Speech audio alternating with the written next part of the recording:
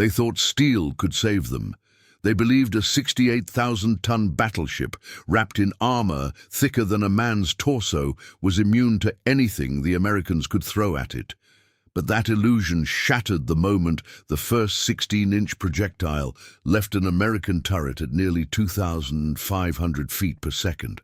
The shockwave didn't just punch through the air, it twisted it, ripped it, weaponized it. Japanese lookouts, who had trained their entire lives to identify enemy threats, suddenly found themselves staring at something beyond comprehension.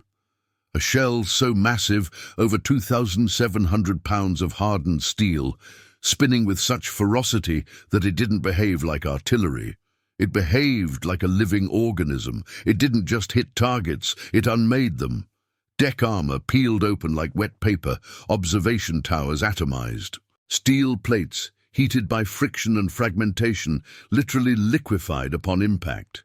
That wasn't naval gunfire. That was the moment the laws of naval warfare were rewritten at muzzle flash. Before we dive any deeper into how a single American shell didn't just pierce Japanese armor, but pulverized entire battleship sections into airborne metal dust, I need something from you right now. Tell me where you're watching this from. Are you somewhere along the East Coast, maybe New York or Virginia, sitting in Texas, watching from California, or from a place I wouldn't guess in 1,000 years? Drop your city in the comments below. I genuinely want to see how far this story has traveled. And while you're doing that, hit the like button if this firepower is already making your imagination run wild. That tiny gesture tells the algorithm that Americans still care about the machines that kept the Pacific free. And if you haven't subscribed yet, fix that. We're just getting started, and what comes next will make everything you thought you knew about naval warfare feel outdated. Stay here. The Pacific was never silent. It rumbled, it echoed, it waited like a sleeping predator. Every sailor who stepped onto those steel decks in 1944 understood this unspoken truth. War at sea wasn't just about who fired first. It was about who understood physics well enough to make the ocean itself a weapon. And no vessel embodied that more than the American battleship, powered by triple 16-inch 50 caliber Mark 7 naval guns. Each of those guns could hurl a 2,700-pound armor-piercing projectile, longer than a man's arm, thicker than a tree trunk, over 42 kilometers. Not lob, not arc, launch, with calculated rage. Japanese officers initially believed the reports were exaggerations or propaganda. How could a gun mounted on a moving ship deliver that kind of destructive force? Naval artillery of this size wasn't supposed to behave like a sniper rifle. Yet U.S. engineers weren't interested in tradition. They were interested in dominance. The core of that dominance was rotation, a spin rate exceeding 2,500 revolutions per minute, stabilizing the shell like a monstrous gyroscope. That rotation wasn't cosmetic. It turned kinetic energy into surgical cutting power. Instead of pushing through armor, it chewed through it. Imagine standing on a steel deck reinforced by plates 16 inches thick, armor designed to resist everything short of a divine intervention. Now imagine watching those same plates twist, fracture, and vaporize because a projectile didn't merely strike. It bored through the metal like a drill the size of a motorcycle, moving faster than the sound you'd hear from its impact. The Japanese naval doctrine had no contingency for that. Their biggest guns, the Type 94 18.1-inch, could throw heavier shells, yes, but they lacked the velocity, stability, and material composition that made the American 16-inch Mark 8 AP shell a nightmare wrapped in tungsten and explosive filler. The Japanese weren't stupid. They studied foreign weapon systems obsessively. They respected American industry, but they underestimated something far more dangerous: American obsession with over-engineering. Every component of that shell, from the ballistic cap to the hardened steel body to the explosive filler, was optimized for the same purpose: destroy structural integrity, not just damage it. A Japanese battleship didn't sink because a gun punched holes in it. It sank because its internal skeleton collapsed like collapsing lungs. Reports from surviving crew members describe bulkheads bending inward, hatches welded shut by heat, and command stations sheared off as though sliced by an unseen blade. It wasn't shrapnel, it wasn't fire, it was rotational disassembly delivered at supersonic velocity. And here's what terrified the Japanese command more than anything: the shell didn't need a perfect hit. Near misses were enough. The shockwave from a 16-inch impact displaced tens of thousands of gallons of seawater into a vertical plume, high enough to erase observation capability. Any crew member unlucky enough to be exposed topside risked eardrum rupture, lung compression, or death by concussion alone. They didn't need to see the projectile. They only needed to survive long enough to hear the echo of a weapon designed to rewrite naval strategy. In war rooms across the Pacific, Japanese analysts tried to explain the destruction. They recalculated armor thickness, reinforced compartments, doubled weld points. None of it mattered. The shell wasn't just a weapon, it was a verdict. And once launched, it pronounced that verdict with mathematical certainty. Some Japanese captains later admitted that once those shells began spinning across the sky, they stopped thinking about tactics and started thinking about survival. They didn't ask if the next round would hit.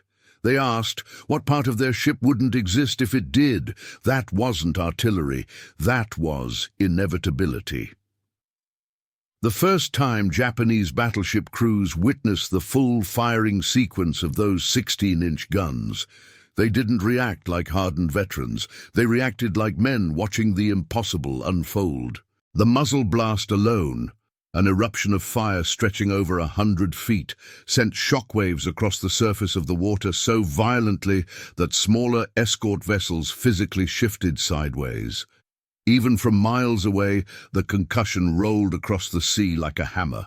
Spotters on enemy ships reported their binocular lenses vibrating in their hands before the sound even reached them.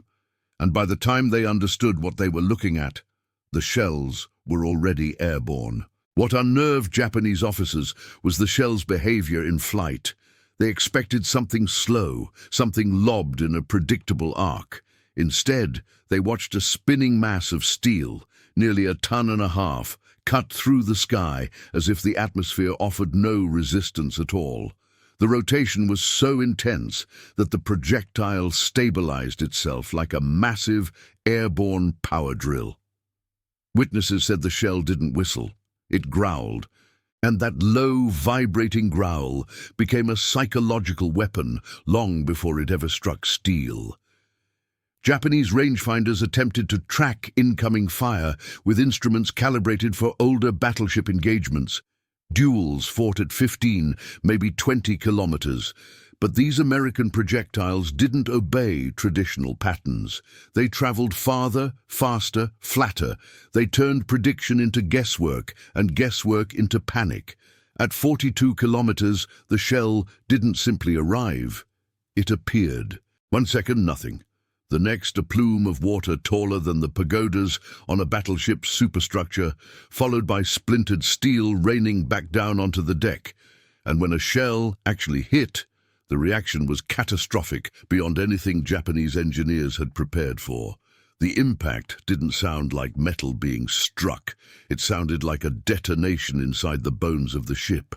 A direct hit could punch through hardened armor, rip into the interior compartments, and detonate deep inside the hull, shattering frames and ripping through bulkheads like they were decorative screens. But even non-penetrating hits carried enough kinetic energy to deform armor plate, ignite internal wiring, or create shockwaves that disabled fire control systems instantly.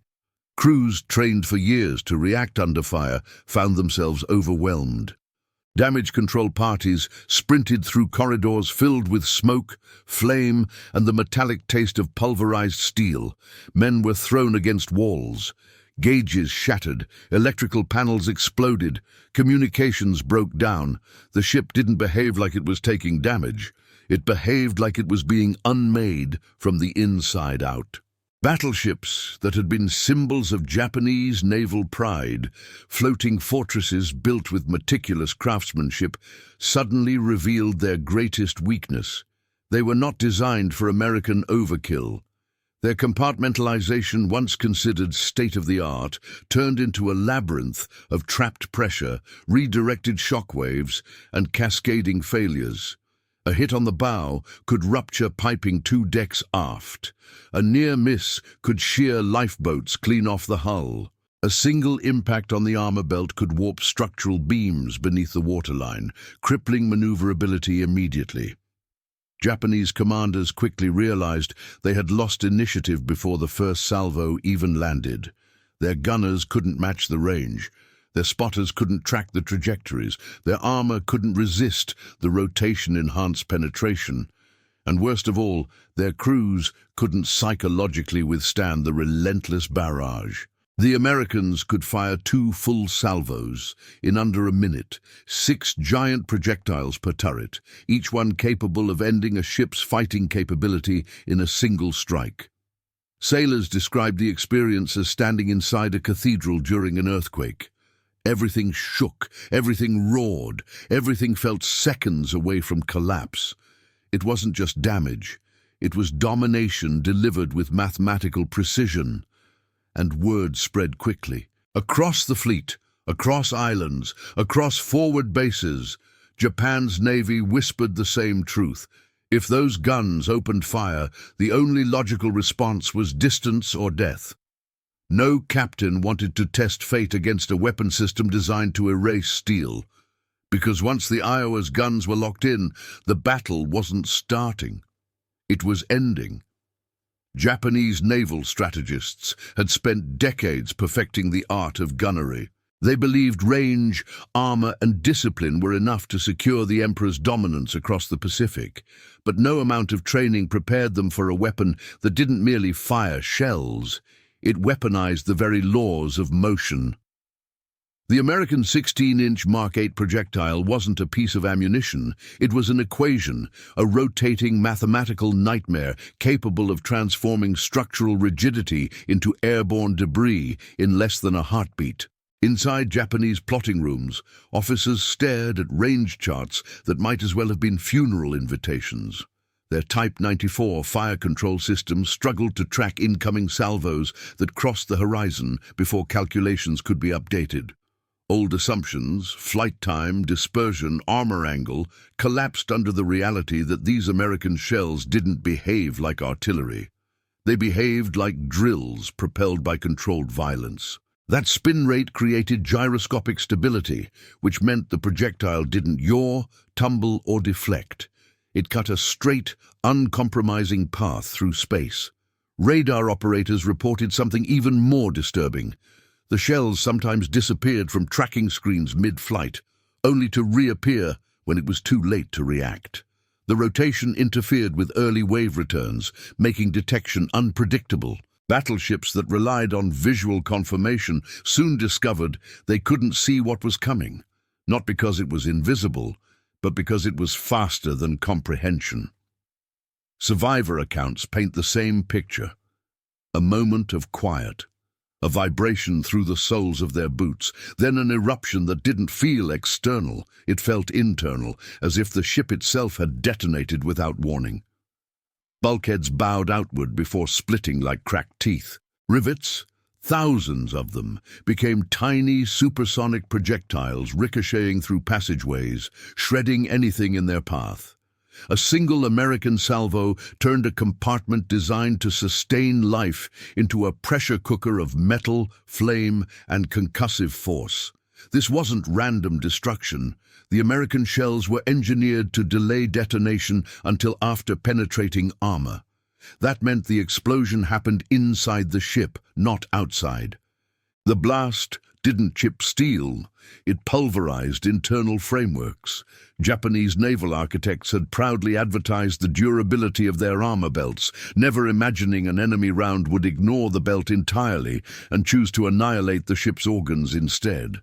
Damage reports recovered after the war read like autopsies. Machinery spaces collapsed, fire mains ruptured, magazines flooded, secondary guns jammed permanently off-axis. Ventilation ducts sucked flame through corridors like bellows, feeding a forge. Some ships suffered catastrophic internal shock that knocked out power before the crew even understood what hit them. Without power, fire control died. Without fire control, the ship wasn't a war machine anymore. It was a floating tomb waiting to be claimed by gravity and seawater. The psychological effect was just as devastating. Japanese crews had been conditioned to believe honor existed in standing firm against superior force. But honor evaporates when science renders resistance meaningless. Men who had sworn to die for the emperor found themselves unable to process a battlefield where their efforts carried no weight. They weren't fighting a navy. They were facing physics operating at weaponized scale. Radio intercepts captured the shift. You can hear the panic in clipped transmissions, pleas for distance, demands for evasive maneuvers, desperate questions about how far American shells could reach. But the brutal answer was always the same: farther than you could escape. In Japanese wardrooms, a whisper took root, spreading like mold through damp steel. Once those guns fire, survival is no longer part of the plan. The Pacific didn't just belong to the Americans at that point. It belonged to the engineers who turned mathematics into annihilation.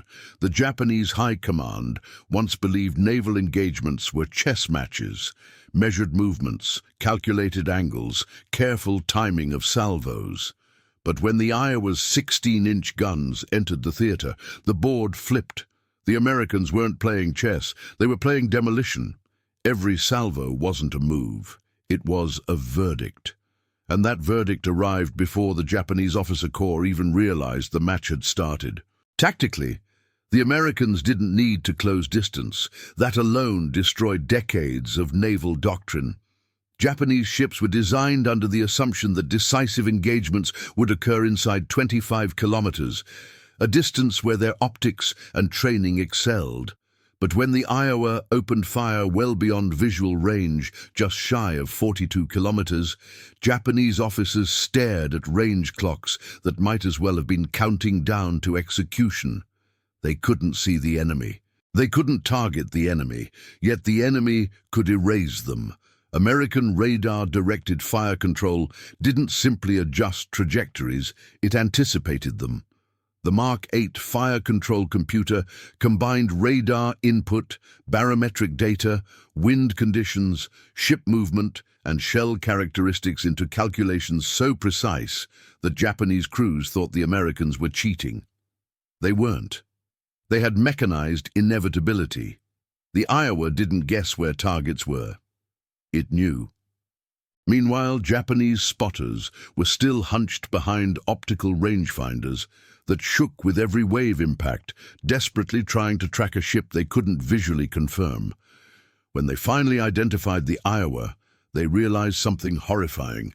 By the time you saw it, you were already in its coffin radius. Maneuvering didn't help. Zigzag patterns, smoke screens, counter-battery fire, none of it mattered. The spin-stabilized projectiles shrugged off deflection angles, and the flat trajectory negated traditional evasive arcs. Japanese destroyers attempting to flank found themselves bracketed before closing a single kilometer. Battleships tried angling armor, only to discover physics didn't care about orientation. A projectile rotating at nearly 2,500 RPM didn't politely bounce off armor. It bit into it. Shockwaves from near misses damaged steering gear. A single impact could cripple propulsion. The Pacific Ocean became the Americans' ally. Water plumes from impacts blinded lookouts, flooded decks, ruptured seams, and recoiled like hydraulic pistons against hull plating. In some engagements, Japanese ships suffered such catastrophic shock that internal compartments buckled without a single direct hit. Imagine trying to fight while your ship bends around you. One Japanese gunnery officer later admitted in a war crimes testimony unrelated to this battle that facing 16-inch fire felt like watching mountains fall from the sky. That wasn't poetry. It was resignation. the tactical picture changed permanently. Japanese commanders stopped thinking in terms of winning and started thinking in terms of not being the first target. Officers prayed the Americans would fire at someone else. Imagine the psychological shift. A navy once feared across Asia, reduced to hoping for chronological mercy. And the most humiliating part? The Americans didn't rush. They didn't need speed. They advanced with measured confidence, letting the guns dictate tempo. Every salvo wasn't an attack, it was a declaration. You exist at our discretion. Crewmen who once believed they served aboard untouchable fortresses now braced for death long before the first impact. They didn't fear the shell itself. They feared the silence before it, a silence broken not by sound, but by a low, subterranean vibration in the hull. The ship felt the coming destruction before the men did. Naval combat at that moment ceased being a contest. It became a countdown. Long before steel twisted, hulls ruptured, or turrets exploded, something far more devastating fractured inside the Imperial Japanese Navy. Certainty. For decades, Japanese naval officers had been indoctrinated into believing that discipline, spirit, and tactical audacity could overcome any obstacle. They were taught that the Pacific Ocean was their domain, that their ships, fast, well-armed, meticulously engineered, possessed an intangible advantage that Western navies lacked: will. But willpower doesn't stop a 2,700-pound shell moving faster than sound. Willpower doesn't bend mathematics, and it certainly doesn't survive when an enemy can erase your capital ships before your lookouts finish identifying their silhouette. The Iowa didn't just fire shells, it fired reality, and reality crushed ideology. The psychological collapse began quietly. Reports filtered through the fleet of ships struck beyond their own maximum gunnery range. Officers dismissed the rumors. Impossible. No navy could deliver accurate long-range fire in open seas. Radar was experimental, unreliable, and imprecise. At least that's what they were told. Then came engagements where American salvos landed with unnatural precision. Shells didn't merely hit ships, they found them, like guided fate. Japanese sailors started calling the 16-inch guns Kishin no Te, the hands of the demon god. It wasn't superstition, it was resignation. When your instruments can't see the enemy, when your reports contradict doctrine, when men vanish inside armored compartments that should protect them, you aren't fighting an opponent. You're fighting inevitability. Crew morale plunged. On some ships, engineers refused to sleep in lower decks for fear of internal explosions ripping compartments apart. Others slept fully dressed, life jackets strapped tight, fingers hovering near ladders. Gun crews rotated shifts not for rest, but because they couldn't mentally endure the tension of waiting for something they couldn't anticipate or stop. The sound of incoming shells became a psychological weapon. American projectiles produced a distinct whine as they cut through the air, a metallic scream that grew louder until it disappeared into an explosion so violent that men swore their teeth rattled. Survivors described the sensation as being buried alive inside thunder. The lesson spread quickly. If you heard the scream, it wasn't your time yet. If you didn't, you were already dead. Officers, once proud and composed, became hesitant, issuing contradictory orders under pressure. Radar ghost contacts, real targets that Japanese systems could detect but not track, multiplied panic. If an officer couldn't establish bearing, distance, or angle, he couldn't command. And without command, discipline withered. In briefings, questions once unthinkable began circulating. How do we fight something we cannot reach? How do we maneuver against trajectories we cannot predict? How do we survive when armor is meaningless? There were no answers. Doctrine evaporated, pride decayed, fear metastasized. One officer aboard a cruiser later wrote, privately, never published, that facing American battleships felt like being judged by a force that already knew the sentence. That line was never intended for propaganda, but for confession. Men don't describe battles that way unless they've already surrendered internally. The Americans, meanwhile, remained ice cold. Their gunnery drills were mechanical, emotionless, and devastatingly efficient. Turret crews functioned like industrial machines, feeding powder bags and shells into breech blocks with factory rhythm. The ship worked, the guns spoke, and Japanese fleets disappeared. There was no hatred, no fanfare, only process, and process is terrifying when you're its target. By the middle of the Pacific campaign, the Imperial Navy wasn't measuring battles in victories or losses. They were measuring time. How many minutes a ship could exist once detected by an American battleship. Some fleets never fired a meaningful shot. Some never saw their attacker. All of them learned the same truth. The Iowa didn't defeat them. It invalidated them. By the time American battleships like the Iowa reached peak operational tempo, naval combat had ceased to resemble the romanticized visions of admirals from earlier decades. This was no longer a contest of maneuver, courage, or poetic heroism. This was manufacturing, mechanical, predictable, horrifyingly efficient. The battlefield wasn't a battlefield anymore. It was a production line of annihilation, where every target had a serial number and every shell was a termination order stamped in steel.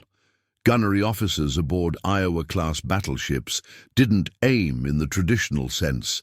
They computed. Radar acquisition locked onto enemy silhouettes before the human eye ever saw them. Fire control computers, massive analog machines weighing thousands of pounds, processed atmospheric conditions, ship motion, wind drift, barrel wear, and target velocity. In less than a second, mathematics became murder. When the solution stabilized, the guns fired. 10 seconds later, something ceased to exist. Here's what most people fail to grasp. A 16-inch 50 Mark 7 naval gun didn't simply launch a projectile. It launched a decision.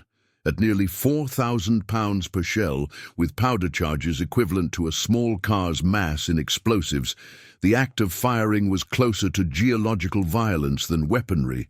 The barrels recoiled over 4 feet. Steel groaned. Turrets absorbed forces no building on land could withstand. Inside the Japanese fleet, nothing prepared sailors for the consequences of those calculations.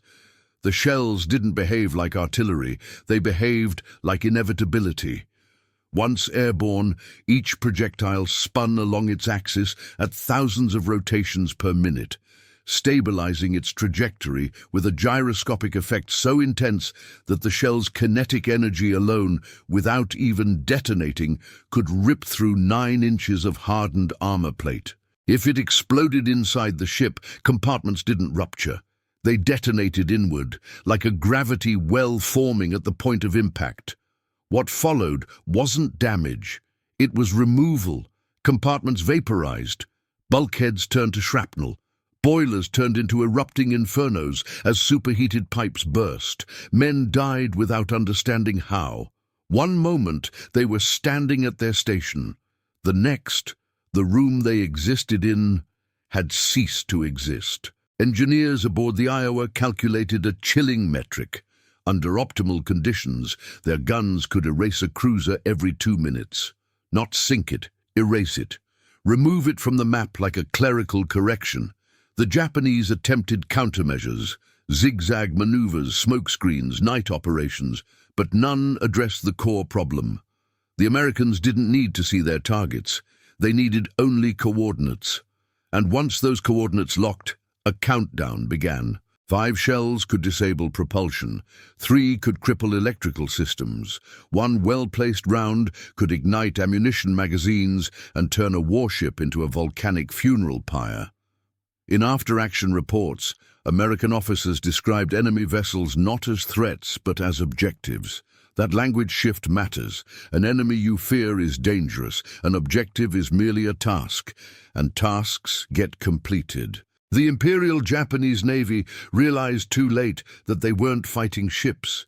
They were fighting a process, a system, a doctrine that fused industrial capacity, scientific precision, and ruthless intent into something war had never seen before. And here's the terrifying part. The Iowa wasn't even operating at full destructive potential. The US Navy had the manufacturing capability to feed these battleships thousands of shells. Endless fuel, endless ammunition, endless training. While Japanese shipyards struggled to repair a single hull, the US industrial machine produced warships like assembly line appliances. Japan wasn't outgunned. It was outmanufactured, outthought, outtimed. You don't win a war against a nation that can replace in a month what you built in a decade. You survive until they choose otherwise. By late 1944, Japanese intelligence had enough fragments of battlefield reports to form a chilling conclusion. The Americans had built something that didn't fight like a battleship. It hunted like a phenomenon. Sailors began referring to the Iowa not as a vessel, but as Shinigami no Tetsu, the Iron Reaper. Not because its guns were powerful, but because every encounter with it felt predetermined. You didn't engage the Iowa. You survived the time you had left until it found you. Inside Japanese strategy rooms, admirals pored over ballistic data and survivor testimony. None of it made sense. Battleships were supposed to exchange volleys, trade salvos, absorb damage, withdraw when necessary. But the Iowa forced engagements on its own terms, obliterating opponents before they entered their firing envelope. When a ship's first shot is also its last, there is no battle. There is only an ending. One Japanese officer described the feeling in his diary. "We did not fear the shells. We feared the silence before they arrived. Once the radar found us, we no longer had a future." That sentence captures the psychological shift better than any tactical manual. War isn't merely material, it is morale, and the Iowa murdered morale before murdering hulls. As the Mark 7 guns rotated toward their next victim, something devastating occurred aboard enemy ships. Command structure collapsed. Officers barked orders that no one obeyed. Men abandoned stations they were sworn to defend. It wasn't cowardice, it was recognition. When a 4,000-pound shell can travel over 20 miles and still tear through armor like cardboard, human resolve fractures. Even the mighty Yamato-class, floating fortresses weighing over 70,000 tons, carried a secret dread. Their armor was thick, but thick armor is meaningless against a shell that doesn't penetrate so much as reshape physics around its arrival. Iowa's shells didn't punch holes, they changed architecture. They turned compartments into steel coffins and decks into molten scrap. Japanese designers had prepared for fires, flooding, torpedo hits, and catastrophic magazine detonations. But no one had prepared for a naval equation where impact itself was an extinction-level event. It wasn't long before Japanese captains adopted a horrifying strategy: avoid detection at all costs. Battleships, symbols of national pride, began hiding behind islands, navigating in radio silence, and refusing combat unless absolutely forced. When a navy stops seeking battle, it stops being a navy. The Iowa had done something no weapon had accomplished before. It changed the definition of naval confidence. The side with the battleship no longer felt powerful. The side with the ballistic computer, radar tracking, and industrial ammunition supply felt inevitable. Here's what seals the coffin. Japan's naval doctrine relied on decisive surface engagements, a classic clash of steel against steel. But how do you fight an enemy that turns distance into irrelevance, that fires from beyond the visible horizon, that doesn't duel, but executes? The answer was simple. You don't. The few Japanese sailors who lived long enough to witness the aftermath of a Mark 7 strike described sights that resembled natural disasters, not combat. Bulkheads peeled like fruit rinds, turrets torn out of their mounts, steel twisted into floral patterns as if the metal itself had panicked under stress. There is a point in every war where one side stops believing it can win. That moment is never loud. It arrives quietly, disguised as a realization. We no longer control our fate. The Iowa wasn't a battleship, it was a clock. And once its guns aligned, the only question left was how much time remained. By early 1945, naval warfare had evolved past recognition. The oceans were no longer arenas of contest. They were laboratories where doctrines either survived contact with innovation or died, gasping for relevance. In this new world, the Iowa didn't simply operate. It dictated reality. Every engagement, every broadside, every radar lock reinforced a single truth. America hadn't just achieved naval superiority, it had engineered inevitability. Consider what the Imperial Japanese Navy expected from naval combat. Battleships trading salvos at visual range, spotters calling corrections, smoke-obscured duels where courage and maneuver determined the victor. Now replace that with what actually happened. The Iowa's radar detected ships long before human senses could verify existence. Its fire-controlled computers solved ballistic equations too complex for any officer to compute manually. Its guns hurled nearly 2-ton shells faster than planes could intercept, shells whose rotational spin stabilized trajectories across 20 miles of open ocean.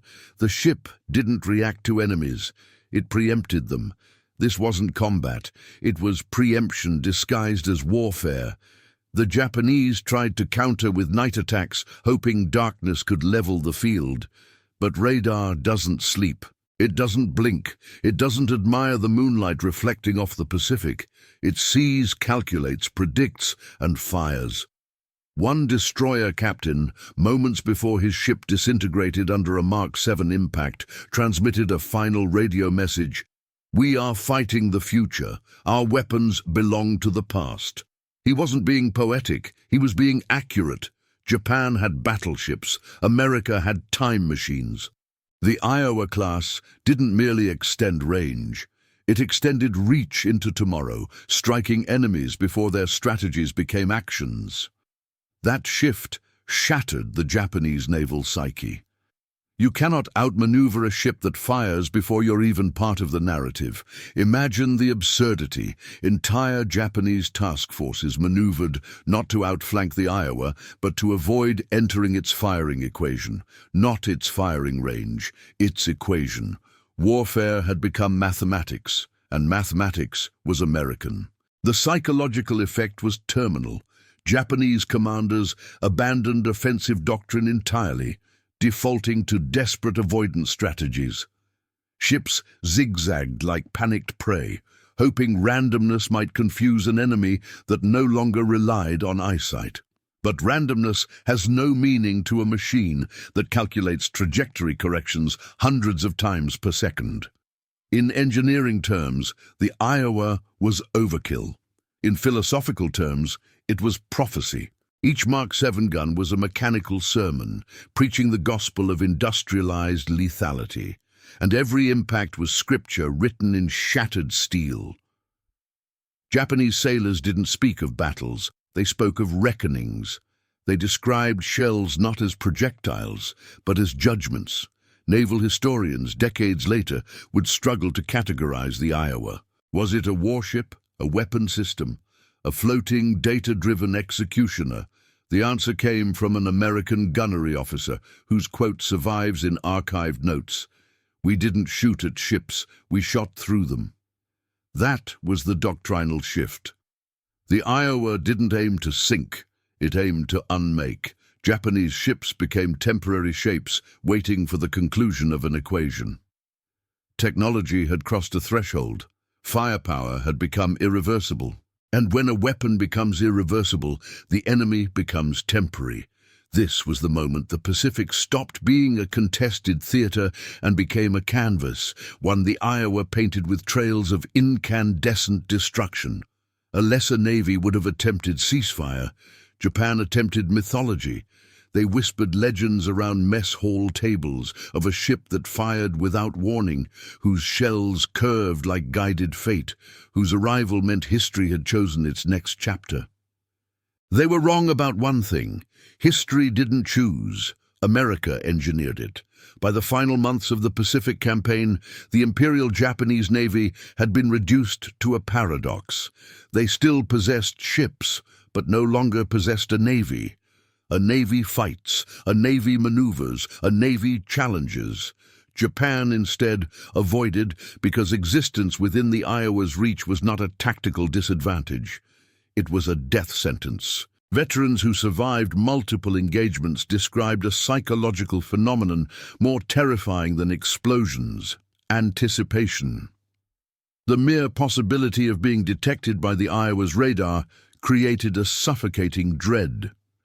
Men stared at the horizon, not to locate the enemy, but to pray he wasn't already calculating. There were rumors, absurd, yet undeniably logical. Stories of shells that curved mid-flight, shells that found targets even when captains changed course, shells that seemed aware of fear. Human minds, exposed to forces beyond comprehension, invent explanations that feel safer than truth. But the truth was worse than superstition. The Iowa didn't need luck. It needed parameters.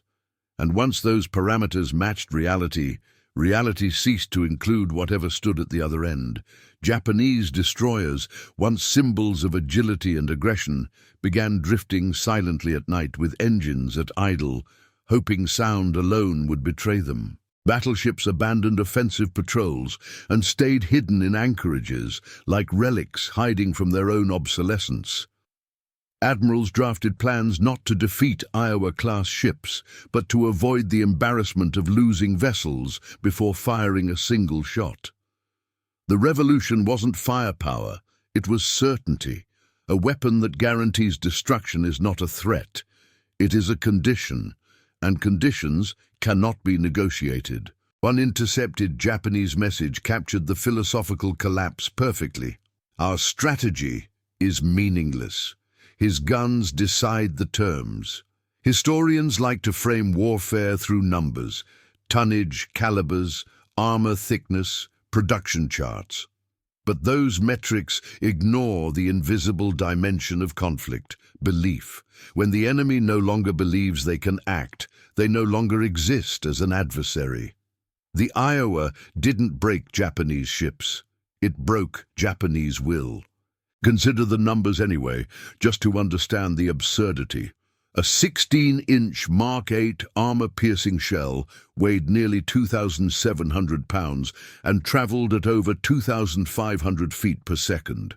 That means a shell could cross 20 miles in under a minute, carrying enough kinetic energy to rip a cruiser in half without even detonating.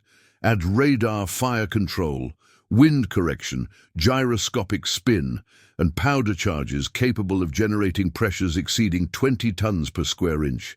And you don't have artillery. You have physics given orders.